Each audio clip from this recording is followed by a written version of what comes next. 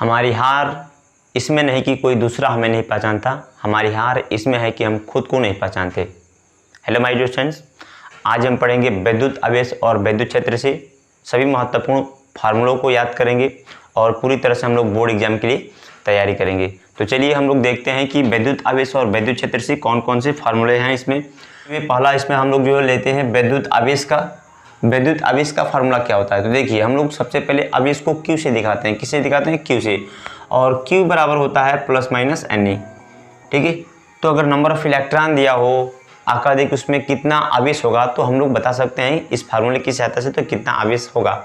या कह देखिए कि अगर पूछे कि एक कूलम में कितने इलेक्ट्रॉन होते हैं, तो नंबर ऑफ इलेक्ट्रॉन पूछे तो हम लोग इस फार्मूले का यूज कर सकते हैं। इसमें n का मान निकाल सकते हैं, क्योंकि नंबर ऑफ इलेक्ट्रॉन जो है यहाँ पे n जो है नंबर ऑफ इलेक्ट्रॉन है, और जो E है, E के ऊपर जितना आवेश होता है, जो चार्ज होता है, उसका वैल्यू हमें पता होता है कि 1.6 × 10⁻19 कूलम -19 कूलम जो है उसका वैल्यू होता है या उसके ऊपर चार्ज होता है। तो ये Q बराबर प्लस माइनस Na की सहायता से हम लोग जो है आवेश की फार्मूला को हम लोग जान सकते हैं। ठीक है, दूसरा जो कूलम बल हम लोग निकालेंगे, कूलम बल क्या होता है, तो हम लोग जानते हैं कि आवेश दो तरह के होते हैं, धनावेश और ऋणावेश होते हैं, और धनावेश और ऋणावेश के बीच आकर्षण का, जबकि धनावेश और ऋणावेश के बीच प्रतिकर्षण का बल लगता है। अर्थात हम बोल सकते हैं कि सजातीय आवेशों के बीच प्रतिकर्षण और विजातीय आवेशों के बीच आकर्षण का बल कार्य करता है। तो जो बल कार्य करता है उस बल का परिमाण निकालने के लिए हमें कूलम बल पढ़ना पड़ता है या कूलम बल का मान निकालना पड़ता है। तो उसका फार्मूला कितना होता है कूलम बल का, तो हमें पता होना चाहिए कि F बराबर होता है Q1 Q2 बटे R²। ये फार्मूला हो गया। यहाँ K एक नियतांक होता है जिसका वैल्यू हम लोग कितना रखते हैं 1/4πε0। K भी इसको लिखा जाता है कैपिटल T के, और कैपिटल K यहाँ पे जो है परावैद्युत नियतांक होता है वायु के लिए, जिसका वैल्यू 1 होता है। ठीक है, और इस पूरे का वैल्यू होता है 9 × 10⁻9 न्यूटन मीटर स्क्वायर प्रति कूलम स्क्वायर। ठीक है, ये हमें याद रखना है। ठीक, Q1 Q2 दो आवेश होंगे, दोनों एक दूसरे से r दूरी पर होंगे, तो उनके बीच जो है ये कितना बल लगेगा इस फार्मूले से हम लोग निकाल सकते हैं। जैसे कि आप मान लीजिए कि 2 माइक्रोकूलम का एक आवेश है, 4 माइक्रोकूलम का आवेश है। ठीक है, ये दोनों एक दूसरे से जो है 2 सेंटीमीटर की दूरी पर स्थित हैं, तो इनके बीच कितना बल कार्य करेगा, क्योंकि ये भी धनावेश है, ये भी धनावेश है, तो क्या करेंगे, ये दोनों एक दूसरे को प्रतिकर्षित करेंगे, तो इनके बीच कितना बल लगेगा, उस बल का परिमाण इस फार्मूले से हम लोग निकाल सकते हैं। अगर हो सके तो आप इसको सॉल्व करके कमेंट बॉक्स में जो है आप इसको बता सकते हैं कि इसका कितना परिमाण होगा। चलिए अभी देखते हैं बहुल आवेशों के बीच बल। अब बहुल आवेशों के बीच बल क्या होता है, यहाँ पे दो आवेशों के बीच कूलम नियम से, जो कूलम का नियम होता है या जो कूलम का बल होता है, उसमें दो आवेशों के बीच लगने वाले बल को हम ज्ञात कर सकते हैं। लेकिन जब 2 से अधिक आवेश रहेंगे, 3 आवेश रहेंगे, 4 आवेश रहेंगे, 5 आवेश रहेंगे, तो अगर एक ही जगह पे 2 से अधिक आवेश रहते हैं तो वहाँ पे किसी एक आवेश पर बल निकालना हो तो हम कैसे निकालेंगे।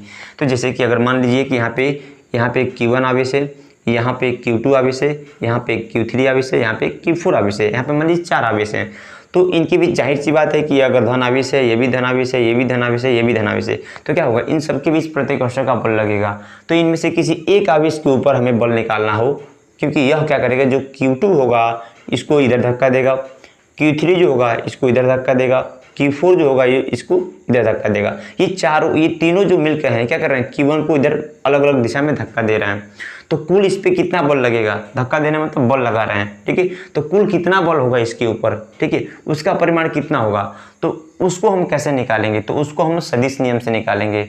इस पर ऐसे हम बोल सकते हैं कि यदि किसी निकाय में अनेक आवेश हो तो किसी एक आवेश पर लगने वाला बल का परिमाण अन्य आवेशों के कारण लगने वाले अलग अलग बलों के सदिश योगफल के बराबर होता है, और इस तरह के नियम को हम अध्यारोपण का सिद्धांत कहते हैं।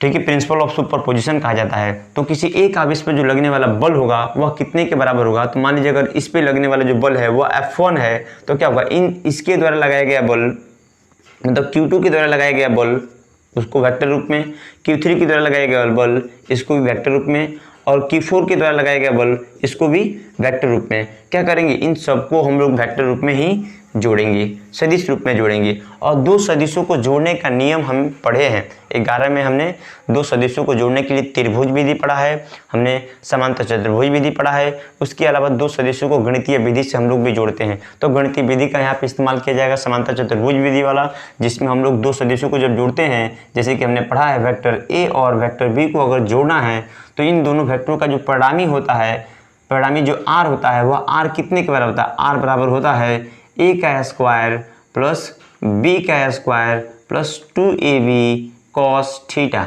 ये फार्मूला होता है। तो इन दोनों वेक्टर को जोड़ने के लिए या जोड़ने के लिए, ये इसका परिमाण निकालने के लिए फार्मूला को हम लोग यूज़ करते हैं। तो इन सबको भी जोड़ने के लिए हम लोग इसी तरह के फार्मूला को यूज़ करेंगे। मैं आपको बता दूं कि बहुल आवेशों के बीच जो बल होता है, इस पर जो है बहुत ज़्यादा आंकिक प्रश्न जो है एग्जाम में पूछे जाते हैं, बहुत ज़्यादा पूछे जाते हैं। ठीक है, तो भले कुछ पूछे या ना पूछे, कूलाम नियम पूछे या ना पूछे, लेकिन इस पर जो है न्यूमेरिकल जरूर एक दिया रहता है। ठीक है, तो इस तरह से आप इस नियम को समझें, इस नियम को जानें।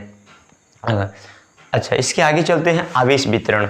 आवेश वितरण मतलब कि जो आवेश होते हैं चालक तारों के ऊपर जो है अलग अलग तरीके से वितरित होते हैं। आवेश कहीं जो है रेखा के रूप में वितरित होते हैं, आवेश कहीं जो है पृष्ठ आवेश घनत्व के रूप में होते हैं, आवेश कहीं जो है आयतन के रूप में लंबाई, चौड़ाई और ऊंचाई तीनों पर वितरित होते हैं। तो यहाँ पे आवेश वितरण 3 तरह का होता है और उनके घनत्व को हम लोग अलग अलग नाम से पुकार देते हैं। जैसे कि रैखिक आवेश घनत्व, इसका फार्मूला हमें देखना है। रैखिक आवेश घनत्व को याद रखेंगे लैम्डा से दिखाते हैं और लैम्डा बराबर होता है dq/dl होता है। प्रति एकांक लंबाई पर आवेश की मात्रा को हम रैखिक आवेश घनत्व कहते हैं। क्षेत्रफल आवेश घनत्व मतलब कि आवेश क्षेत्रफल पे वितरित होगा, लंबाई गुणे चौड़ाई पर होगा। तो इसमें इसको हम लोग सिग्मा से दिखाते हैं और सिग्मा बराबर होता है dq/dA। प्रति एकांक क्षेत्रफल पर आवेश की मात्रा को हम लोग क्षेत्रफल आवेश घनत्व कहते हैं, इसको सिग्मा से दिखाया जाता है। अच्छा, आयतन आवेश घनत्व, आयतन आवेश मतलब कि इसमें आवेश जो होगा वह आयतन में लंबाई, चौड़ाई और ऊंचाई तीनों पर वितरित होगा, ये हमें ध्यान रखना है। अच्छा, तो इसको हम लोग सिग्मा से दिखाते हैं, रो से दिखाते हैं और रो बराबर होता है dq/dv। प्रति एकांक आयतन में आवेश की मात्रा को आयतन आवेश घनत्व कहा जाता है। इस तरह से इसकी परिभाषा लिखी जाती है। ठीक है, तो हमने इसका परिभाषा भी आपको हम साथ में बताते जा रहे हैं, तो आप इसको अच्छे से याद कर लेंगे तो बहुत फायदा रहेगा। ठीक है, और पूरी तरह से जो है आप बोर्ड एग्जाम के लिए तैयारी कर सकते हैं। ठीक है, तो चलिए हम लोग और आगे की तरफ बढ़ते हैं। अगला हमारा है यहाँ पे टॉपिक हमारा विद्युत क्षेत्र की तीव्रता। ध्यान रहे कि विद्युत क्षेत्र की तीव्रता को हम लोग ई से दिखाते हैं, कैपिटल ई से दिखाते हैं। और किसी बिंदु पर जो विद्युत क्षेत्र की तीव्रता होती है, एक कूलाम आवेश पर लगने वाला जो बल होता है, वह बल का परिमाण उस बिंदु पर विद्युत क्षेत्र की तीव्रता के बराबर होता है। मतलब कि मान लीजिए कि ये धनावेश है। ठीक है, हम जानते हैं कि जो आवेश होते हैं अपने चारों तरफ क्या उत्पन्न करते हैं? विद्युत क्षेत्र उत्पन्न करते हैं। तो इसके चारों तरफ क्या होगा? विद्युत क्षेत्र होगा। और विद्युत क्षेत्र के किसी बिंदु पर अगर हमें विद्युत क्षेत्र की तीव्रता निकालना हो तो वह परिमाण कितना होगा? इस बिंदु पर विद्युत क्षेत्र की तीव्रता का परिमाण कितना होगा? तो अगर यहाँ पे 1 कूलाम आवेश रखा हो और 1 कूलाम आवेश पर जितना बल कार्य करे, भाई एकांक आवेश पर लगने वाले बल को उस बिंदु पर विद्युत क्षेत्र की तीव्रता कहते हैं। 1 कूलाम पर जितना बल लगेगा वह बल का परिमाण उस बिंदु पर विद्युत क्षेत्र की तीव्रता के बराबर हो जाएगा। तो अगर मान लीजिए हमें फार्मूला इसका कैसे लिखें, तो मान लीजिए कि अगर यहाँ पे इस बिंदु पर अगर Q आवेश हो और इस Q आवेश पर अगर F बल कार्य कर रहा हो, तो 1 कूलाम आवेश पर निकालने के लिए क्या करेंगे? हम उस F में Q से भाग दे देंगे। F में क्या करेंगे? Q से भाग दे देंगे। तो ये हमारा E बराबर हो जाएगा F/Q, या यहाँ पे हम परीक्षण आवेश भी रखते हैं तो Q0 भी इसको बोल सकते हैं। E बराबर हो जाएगा F/Q0। ठीक है, ये फार्मूला हो जाएगा। जैसे कि हम यहाँ पे अगर 5 कूलाम आवेश रखें और उस पर जो है 100 न्यूटन का बल लगे, ठीक है, तो 1 कूलाम पर कितना बल लगेगा? तो हम क्या करेंगे? 100 में 5 से भाग दे देंगे तो 1 न्यूटन पे बल मालूम पड़ जाएगा। और जब 1 न्यूटन पे हमें पता चल जाएगा तो वही तो उस बिंदु पर विद्युत क्षेत्र की तीव्रता कहलाएगा। तो वही तो काम किए हैं कि Q कूलाम आवेश है, मतलब कि Q0 आवेश है, वहाँ पे F बल लग रहा है, तो 1 कूलाम पे कितना होगा? हमने F में क्या किया? Q0 से भाग दे दिया है। तो इस तरह से हमें विद्युत क्षेत्र की तीव्रता निकल गया है। अगला जो है वो है एकल बिंदु आवेश के कारण विद्युत क्षेत्र की तीव्रता। एकल बिंदु आवेश मतलब कि एक बिंदु होगा, यहाँ पे एक बिंदु आवेश है प्लस Q, और इससे हमें R दूरी पर बिंदु क्षेत्र की तीव्रता हमें बताना है। R दूरी पर विद्युत क्षेत्र की तीव्रता कितना होगा? तो इसके लिए खास करके फार्मूला होता है E बराबर 1/4πε0 के हमें याद रखना है कि विद्युत ये पराविद्युतांक होता है, माध्यम का पराविद्युतांक होता है और वायु के लिए इसका वैल्यू 1 होता है। ठीक है, और इसके लिए फार्मूला होता है Q/R², यह फार्मूला हो जाता है। एक और आवेश के कारण विद्युत क्षेत्र की तीव्रता का ये हमारा फार्मूला हो जाता है। ठीक है। अच्छा, आवेश के निकाय के कारण जो है विद्युत क्षेत्र की तीव्रता, आवेश का निकाय का मतलब कि अगर किसी जगह पर एक से अधिक आवेश हो, एक से अधिक आवेश हो, ठीक है, तो इन सभी आवेशों के कारण किसी एक बिंदु पर विद्युत क्षेत्र की तीव्रता कितनी होगी। तो अगर मान लीजिए कि हमारे यहाँ पे बिंदु P है और इस बिंदु P पर कुल विद्युत क्षेत्र की तीव्रता बताना है, तो हम क्या करेंगे, इस बिंदु P पर जो कुल विद्युत क्षेत्र की तीव्रता होगा इसके द्वारा भी निकालेंगे, इसके द्वारा भी निकालेंगे, इसके द्वारा भी निकालेंगे, सबके द्वारा विद्युत क्षेत्र की तीव्रता निकाल करके हम उसको जोड़ देंगे और उसको हम जोड़ेंगे सदिश नियम से। क्या, ठीक है। तो यहाँ पर कुल विद्युत क्षेत्र की तीव्रता हम लोग निकाल सकते हैं। उसके लिए फार्मूला होता है वेक्टर E बराबर हो जाएगा vector E1 plus vector E2 plus vector E3 dot dot, ऐसे ही और भी आवेशों को हम लोग जोड़ सकते हैं इसमें। ठीक है। तो जब एक से अधिक आवेश रहेंगे तो किसी एक बिंदु पर विद्युत क्षेत्र की तीव्रता को हम लोग जोड़ लेंगे और हम इसमें एकल जो आवेश होगा इसी फार्मूले को यूज करके हम लोग आसानी से निकाल सकते हैं। ठीक है। अच्छा, अब आते हैं विद्युत द्विध्रुव आघूर्ण। विद्युत द्विध्रुव आघूर्ण का फार्मूला लिखने से पहले हम लोग पहले विद्युत द्विध्रुव को जानेंगे कि विद्युत द्विध्रुव क्या होता है। तो दो समान परंतु विपरीत प्रकृति के आवेशों को अत्यंत निकट रखे होने पर बने निकाय को विद्युत द्विध्रुव कहा जाता है। मतलब कि दो समान परिमाण के आवेश होंगे, दो समान परिमाण उनका समान होगा, मतलब कि यह Q कूलम का होगा तो यह भी Q कूलम का होगा। ठीक है। लेकिन इनकी प्रकृति विपरीत होगी। दो समान परंतु विपरीत प्रकृति के आवेशों को अत्यंत निकट रखे होने पर बने निकाय को विद्युत द्विध्रुव कहते हैं। तो दो समान परिमाण है, ये भी Q कूलम है, ये भी Q कूलम है, लेकिन प्रकृति अलग अलग है, एक प्लस में है एक माइनस में है। दोनों के बीच की दूरी मान लीजिए बहुत छोटी दूरी है 2L। ठीक है। तो यह एक विद्युत द्विध्रुव बन जाता है, इसको हम लोग विद्युत द्विध्रुव कहते हैं। हमें क्या बताना है, आघूर्ण बताना है। आघूर्ण क्या होता है, तो आघूर्ण को ध्यान रखिए कि P से दिखाते हैं। किसे दिखाते हैं, P से।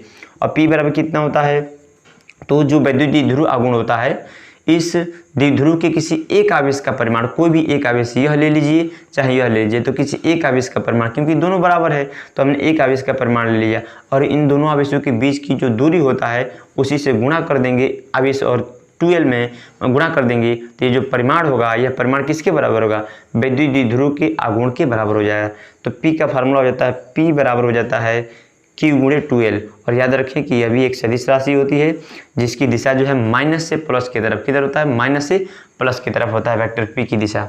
ठीक है। अब हम क्या करते हैं, विद्युत द्विध्रुव के अक्ष पर। विद्युत द्विध्रुव हमने पढ़ा, विद्युत द्विध्रुव का अक्ष भी समझिए कि अगर ये बिंदु A है, ये B है, यहाँ पे प्लस Q आवेश है, यहाँ पे माइनस Q आवेश है। ठीक है।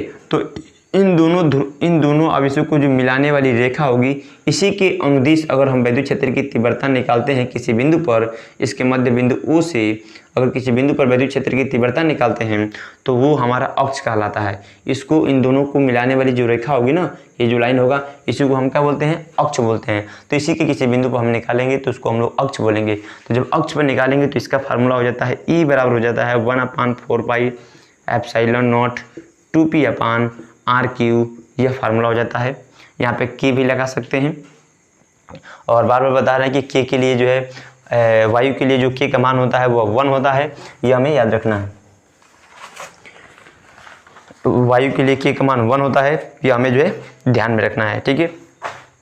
इसके बाद से हम लोग क्या करते हैं, अब निरक्ष पर विद्युत क्षेत्र की तीव्रता निकाल लेते हैं। निरक्ष पर कितना होता है, निरक्ष पर इतना ही होता है, बस वहाँ पे 2 नहीं होता है। तो क्या हो जाएगा, फार्मूला हमारा हो जाएगा निरक्ष पर E बराबर हो जाएगा 1/4 पाई एप्सिलॉन नॉट P/R1। अच्छा, इसमें निरक्ष क्या होता है उसको भी समझ लीजिए। जब हम क्या करेंगे, इन दोनों आवेशों को जो मिलाने वाली जो रेखा होगी इसकी जब हम ठीक लंबवत ऊपर की तरफ किसी बिंदु पर अगर हम विद्युत क्षेत्र की तीव्रता निकालें तो वो हमारा निरक्षीय स्थिति कहलाएगा। ठीक है, निरक्षीय स्थिति कहलाएगा। तो हम दोनों आवेशों को जो मिलाने वाली रेखा होगी ठीक इसके लंबवत 90 डिग्री पर निकालना है तो निरक्ष कहलाता है। जब वहाँ पर निकालेंगे तो उसका फार्मूला हमारा इतना मिलता है। ठीक है। अच्छा, अब इसके आगे वाले फार्मूला को हम लोग नोट कर लेते हैं।